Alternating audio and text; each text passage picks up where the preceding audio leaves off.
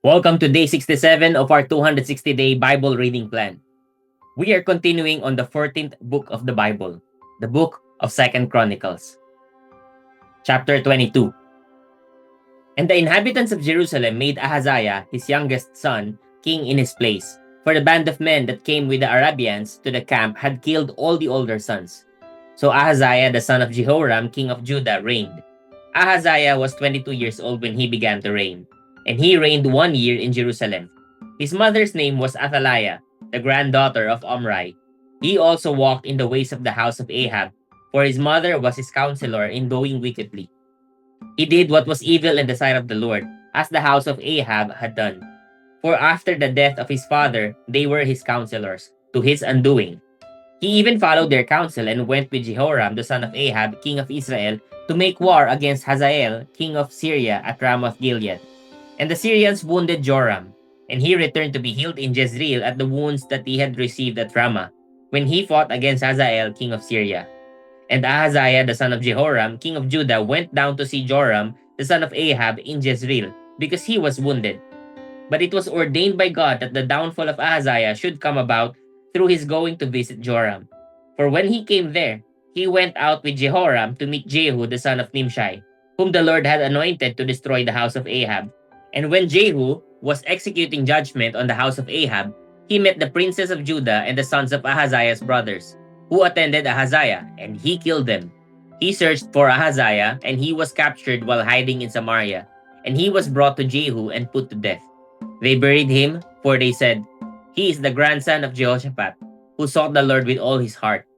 And the house of Ahaziah had no one able to rule the kingdom.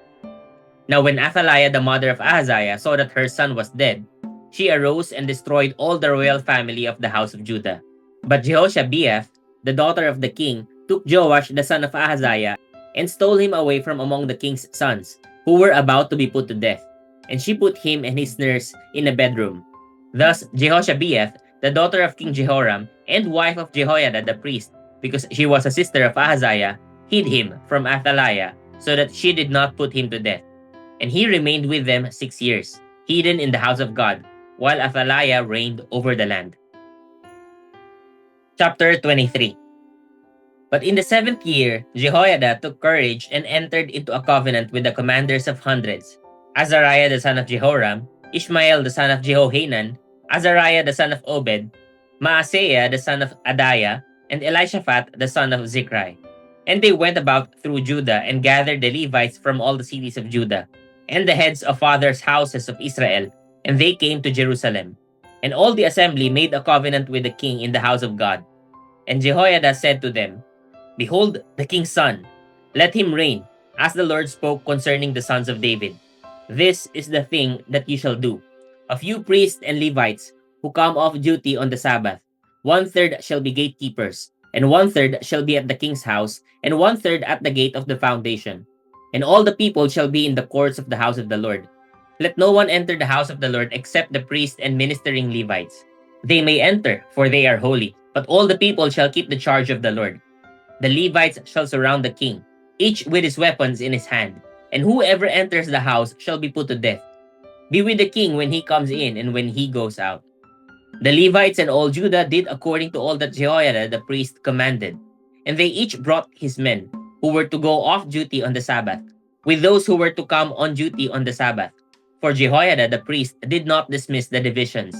And Jehoiada the priest gave to the captains the spears and the large and small shields that had been King David's, which were in the house of God. And he set all the people as a guard for the king, every man with his weapon in his hand, from the south side of the house to the north side of the house, around the altar and the house. Then they brought out the king's son, and put the crown on him, and gave him the testimony. And they proclaimed him king, and Jehoiada and his sons anointed him. And they said, "Long live the king!" When Athaliah heard the noise of the people running and praising the king, she went into the house of the Lord to the people.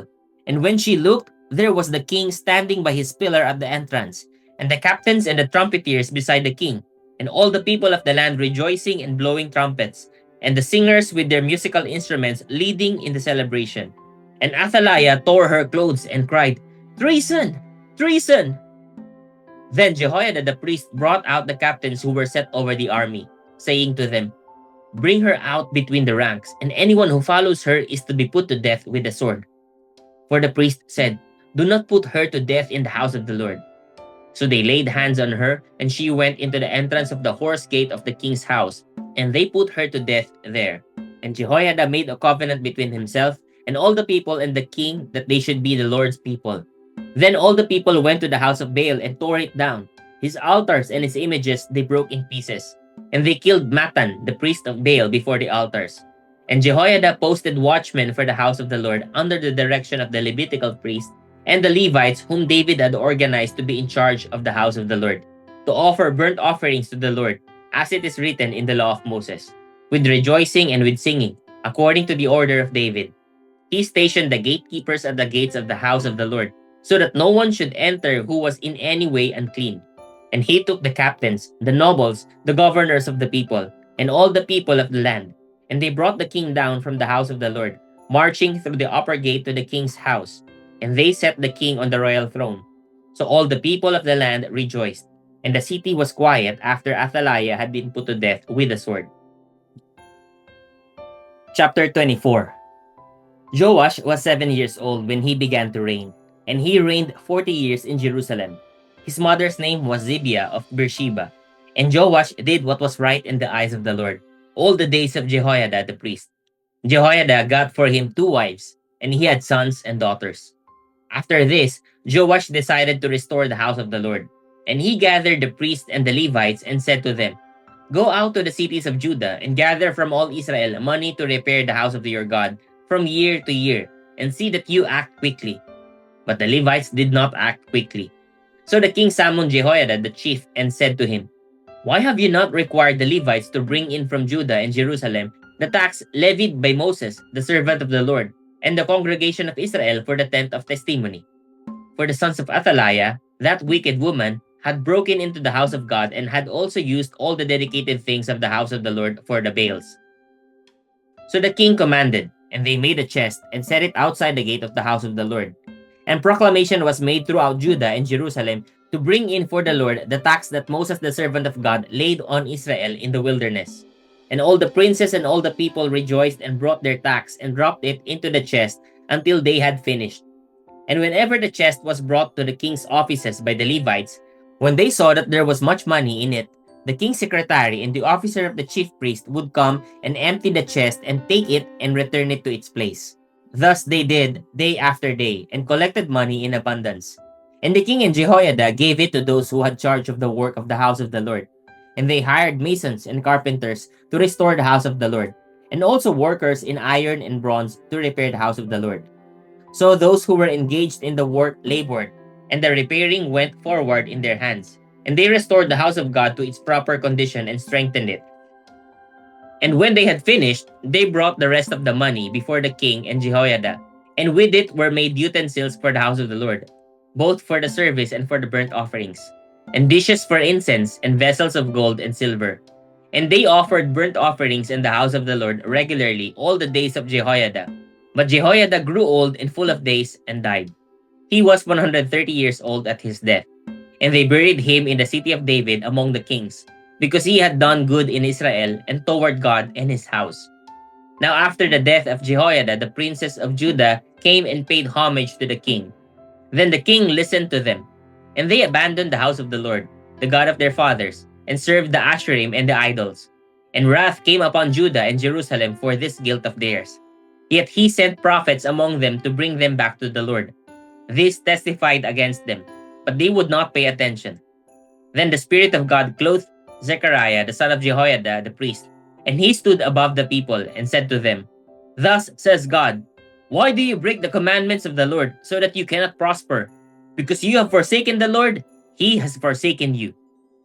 But they conspired against him, and by command of the king, they stoned him with stones in the court of the house of the Lord. Thus, Joash the king did not remember the kindness that Jehoiada, Zechariah's father, had shown him, but killed his son. And when he was dying, he said, "May the Lord see and avenge." At the end of the year, the army of the Syrians came up against Joash. They came to Judah and Jerusalem and destroyed all the princes of the people from among the people and sent all their spoil to the king of Damascus. Though the army of the Syrians had come with few men, the Lord delivered into their hand a very great army, because Judah had forsaken the Lord, the God of their fathers. Thus they executed judgment on Joash.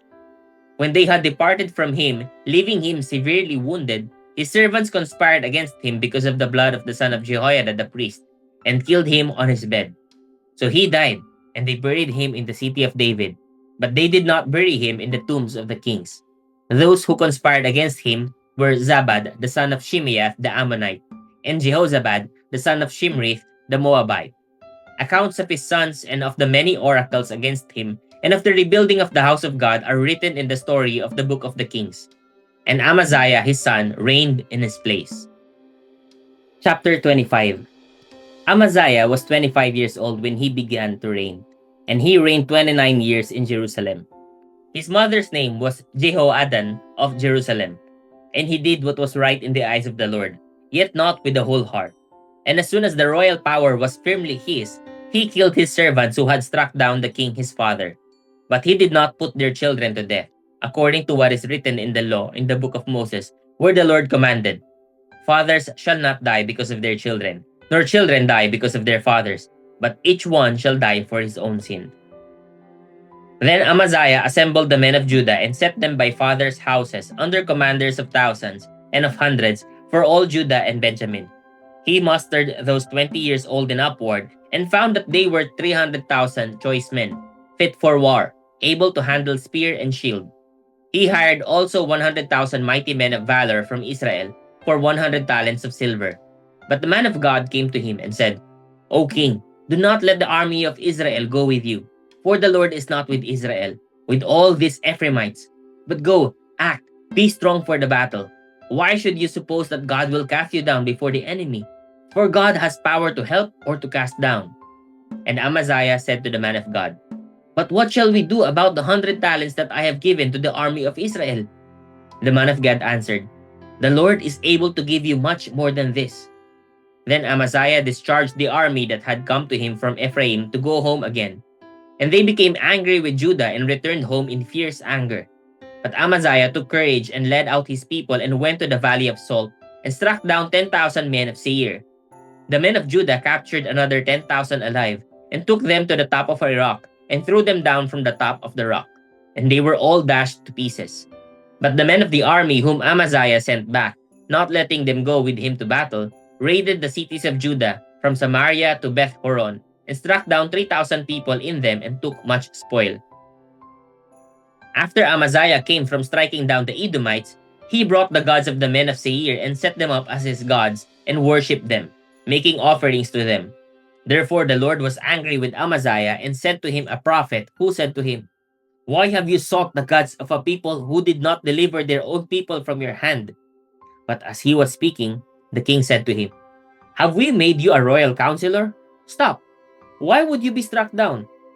So the prophet stopped, but said, "I know that God has determined to destroy you, because you have done this and have not listened to my counsel." Then Amaziah king of Judah took counsel and sent to Joash the son of Jehoahaz, son of Jehu, king of Israel, saying, "Come, let us look one another in the face." And Joash the king of Israel sent word to Amaziah king of Judah, "A thistle on Lebanon sent to a cedar on Lebanon, saying, 'Give your daughter to my son for a wife.' And the wild beast of Lebanon passed by and trampled down the thistle. You say, 'See, I have struck down Edom,' and your heart has lifted you up in boastfulness. But now stay at home. Why should you provoke trouble so that you fall, you and Judah with you?" But Amaziah would not listen, for it was of God, in order that he might give them into the hand of their enemies, because they had sought the gods of Edom. So Joash king of Israel went up, and he and Amaziah king of Judah faced one another in battle at Beth Shemesh, which belongs to Judah. And Judah was defeated by Israel, and every man fled to his home. And Joash king of Israel captured Amaziah king of Judah, the son of Joash, son of Ahaziah, at Beth Shemesh, and brought him to Jerusalem and broke down the wall of Jerusalem for 400 cubits, from the Ephraim gate to the corner gate. And he seized all the gold and silver, and all the vessels that were found in the house of God, in the care of Obed-Edom. He seized also the treasuries of the king's house, also hostages, and he returned to Samaria. Amaziah the son of Joash, king of Judah, lived 15 years after the death of Joash the son of Jehoahaz, king of Israel. Now the rest of the deeds of Amaziah, from first to last, are they not written in the book of the kings of Judah and Israel? From the time when he turned away from the Lord, they made a conspiracy against him in Jerusalem, and he fled to Lachish. But they sent after him to Lachish and put him to death there. And they brought him upon horses, and he was buried with his fathers in the city of David. Chapter 26. And all the people of Judah took Uzziah, who was 16 years old, and made him king instead of his father Amaziah. He built Eloth and restored it to Judah, after the king slept with his fathers. Uzziah was 16 years old when he began to reign, and he reigned 52 years in Jerusalem. His mother's name was Jecoliah of Jerusalem, and he did what was right in the eyes of the Lord, according to all that his father Amaziah had done. He set himself to seek God in the days of Zechariah, who instructed him in the fear of God. And as long as he sought the Lord, God made him prosper. He went out and made war against the Philistines, and broke through the wall of Gath and the wall of Jabneh and the wall of Ashdod, and he built cities in the territory of Ashdod and elsewhere among the Philistines. God helped him against the Philistines and against the Arabians who lived in Gurbal and against the Maonites. The Ammonites paid tribute to Uzziah, and his fame spread even to the border of Egypt, for he became very strong. Moreover, Uzziah built towers in Jerusalem at the corner gate, and at the valley gate, and at the angle, and fortified them. And he built towers in the wilderness and cut out many cisterns, for he had large herds, both in the Shephelah and in the plain. And he had farmers and vine dressers in the hills and in the fertile lands, for he loved the soil. Moreover, Uzziah had an army of soldiers, fit for war, in divisions according to the numbers in the muster made by Jael, the secretary, and Maaseiah, the officer, under the direction of Hananiah, one of the king's commanders. The whole number of the heads of fathers' houses of mighty men of valor was 2,600.